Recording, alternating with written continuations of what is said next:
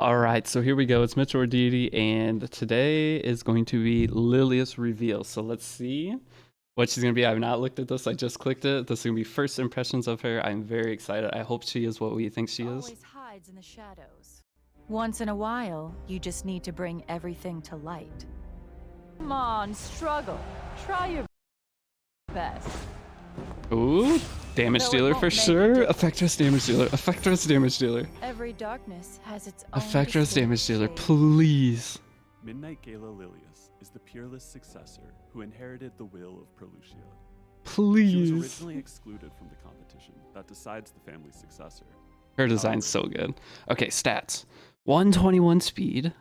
That's good. High attack, no effectress. She's not effectress scaling damage dealer. There's no way. That sucks. When she returns to her family, Extra crit damage. she becomes the center. Very low crit chance though, so crit chance neck character probably.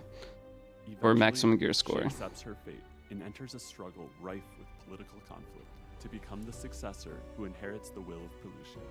But first, she must eliminate all her rivals. It's time for Okay. me to make my move. Voice acted. Very cool. We have a voice Midnight acted Gala story coming. Lilias is a 5-star Earth Elemental thief. She has high speed and can increase her attack through her imprint concentration. Yeah, it's not effective scaling damage dealer then. There's no way. Skill 2.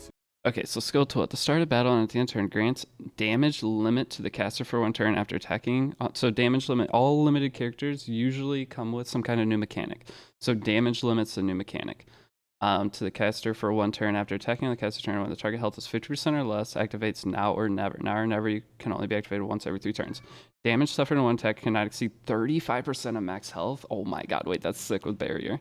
Alright, if she's low HP and you have barrier givers, she cannot take any damage. It's a damage limit for only one turn though. So damage suffered 35% now or never. Increase attack of all allies for 2 turns before increasing combat readiness by 10%. And this is a 2. non-attack skill. Okay. At the start of battle and at the end of the turn. Oh wait, she at the end of the turn grants damage limit. That okay, her with barriers already is gonna be crazy. So normally characters cannot exceed 51% of their HP, but with her not be able to 35. I think the only other character is 35 is especially grants change damage star, limit Butcher to Corpse the Ops caster or for whatever. one turn. After attacking When on he the is very caster's annoying to turn, kill. When the So target's health is 50% or less, activates it not now or used. never. Now or never can only be activated once every 3 turns. Okay, let's. I want to see the skill. Increases the attack of all allies for 2 turns before increasing combat readiness. Oh my god, she just hit for 30,000 on her skill 3. So she's an attack buffer, she gives herself the thing. Okay, so here we go. Skill 3. Here's the important one. Increases attack of the caster for 2 turns before attacking the enemy in their blind spot, and increases combat readiness of the caster by 35%. That's big. When a target's max health is greater than the caster's max health, penetrates target's defense when my cat is going crazy. Defense with penetration rate increased proportional to the difference up to 100%. So you don't even need to build her own pen set. Single target damage dealer that can just get 100% defense pen. That's nice. Successful attack always results in a critical hit. Oh my god, wait, she's gonna be so hard to build efficiently. You don't need crit chance on her. She guaranteed crits if she hits, so not good against evasion units. And she's a tank destroyer. That's sick. Skill 3. Take the lead. So no crit. Increases the attack of the caster for 2 Wow, turns okay. before attacking the enemy in their blind spot. So the And soul burns on increases S1 combat then? readiness of the caster by 35%. When So the target's every max turn she health gets is greater damage than the limit too. caster's max So health, unbuffable she'd be weak penetrates against. the target's defense. But look at this Penetration damage. rate She has increases 7,000 proportionally HP in this, by the way. I'm up covering to a it up. It's maximum of 7,000 HP. 100%. 7,800. Attack always results in a 26k on that. Skill Ooh, 1. that's exciting. Go. Because they're usually not geared too good in the showcases. So here's the soul burn. Attacks the enemy with Kyla and recovers health. She heals herself too with her S1. Amount recovered increases the portion of the caster's attack. A successful attack. Oh, yeah, she don't need to build crit on her. Holy cow. All right, so having 15 crit chance now makes sense. Kyla All right, she seems attacks the cool. enemy with Kyla and recovers. I don't know. I think she'll be Amount strong. recovered I increases mean, proportional to she's the weak to caster's attack. debuffs. A successful But attack always results in her, a critical hit. so if you pick a 7,000 HP one with like my phone still has 34,000 HP. Granted, I wouldn't do this most of the time unless it's like the end of a draft or an arena. But dude, she's unkillable. Like the barrier will almost be the size of her HP bar. And if she can only take 35% damage, if you can put the barrier up consistently, she's never going to die. When 10 soul is consumed, increases the amount recovered. And she's just going to do a lot of damage no matter what your build, because of the fact that like you're just going to have extra attack because of no crit. Midnight Gala Lilias' artifact.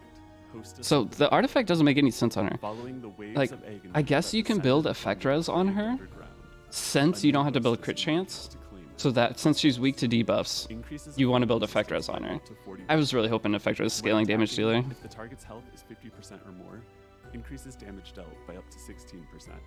So if you're using her on her artifact effect res build, pretty fast. You want her pretty fast. But effect res build, she's healing. You could also do a counter build on her because she's gonna be healing off her S1. But the problem is on a counter build, you're not gonna be able to take turns. But if she counters, if she only has 7,800 HP, she's gonna heal herself a ton, making her unkillable unless they strip her. So she definitely has a lot of potential. She has a bunch of potential on different builds, which is cool. The peerless successor who inherited the will of Pelusia. And 121 base Players speed will is be able to insane. meet Midnight Gala Lilias So limited summons starting September. we're not gonna watch her showcase it all since we already saw what she did, I guess. I'll watch the beginning of the combat demo. Come on, I think she struggle. sounds pretty Try good. your best. Cause like, Though it won't make a difference. the problem is you won't be able to build enough effect res on her. But against Emma Landy, she is always going to crit Emma Landy. So she's an already Emma Landy counter. As I say, they create a problem, sell a solution. The first solution, Emma Landy, is her. The thing is, Emma Landy is usually built pretty high HP, meaning you're going to be getting a ton of defense pen on her. Dreams And and fantasies. Oh, there's no need all right, I want to watch this whole match actually, because I want to see how she interacts. Insane. Why am I so busy? There's never enough time. Okay, AOL procs. Light a tree. I won't stand down. Okay, I want to skip to her turns. I know how this is all going to play out. I don't need to see anything but her turns. I want to see her heal on her S1. I will put the manners. Okay, Let's so carry out my plan. how much does she heal here? About 2,000. So a 2,000 heal on that attack was basically enough to get her to take an additional hit. It's time. Okay, she's definitely gonna be fun. She's gonna be fun. Tactical maneuvers. And if you build her on effect res, she won't get stunned right here. And he has effect res on her. Yeah, so this build looks like there's effect res on her, meaning that ML Landy without effectiveness is never gonna stun on that S3. Her with Meteor Cowrick, that barrier will give you one additional hit that you can survive. Please move aside. She's gonna be very annoying to deal with. She's a new cockroach unit. I'll do anything for her. I think she looks good. I think she's pretty nice for newer players too, because you can build her in so many different ways. She can use your gear that didn't roll perfect. She's an ML Landy counter. I think she's good. I'm definitely think she's gonna be worth pulling. So let me know what you think down below. Maybe there's some things I'm missing. This is a first impression video. When she comes out, I'll be testing her and then telling you guys whether or not I think she's definitely a must pull. The thing with limited characters is if you don't pull them now, you have to wait a year, and you can usually tell right away whether a character's gonna be good. So her new mechanic is basically giving herself the passive of other characters. That it can't be stripped, but if you are unbuffable, you cannot get it back. So at the end of turn, if she's unbuffable, you can't get it. So this is going to be now putting into a spot where Angel of Light Angelica is going to be very high value if she does end up being good. But I don't know. It's exciting. I think she looks very cool. I like her, everything about her. Her kit seems fun. The thing is, on counter set too, used as an anti-cleave option, she's essentially unkillable for them if she does proc counters, which is nice. You can build her on counter double-edged crescent, so you have a higher chance, but that's if she dodges. That's not too good, actually. I wouldn't do that. But I think her own artifact, if you're going to go effect res build and you have a max one, it's going to give you a ton of effect resist, but our artifact is probably going to be best used on MLK Ron and other characters. But we'll see. I don't know. It's gonna be fun. She has a lot of potential to explore different builds. You can go hyper speed on her. The hyper speed one, I have a feeling, is gonna be probably the most popular. 121 base speed with super defense pen and cycling turns like a madman. Because when you S3, you get 35% combat readiness, and then if you get back into your S2, you push everybody up again. So she's gonna be cycling like crazy and almost impossible to kill right away. So I don't know. I'm excited. She sounds super fun. Again, let me know what you guys think of her down in the comments. It's been Mitch or Deity, and that's all I got for this video. This is super cool. So ML Shoe's gonna be coming out. I'm about to be going live on Twitch or on YouTube. If you guys want to stream, if you're watching this, you probably click over and see that I'm live and pull the stream up. And we're gonna be testing ML Shoe, but I am definitely pulling her probably on all my accounts. We'll see though. I'll test her on my main account first, and then we'll see about pulling her on the others. But again, let me know how excited you are. I will see you all in the next video. Peace out.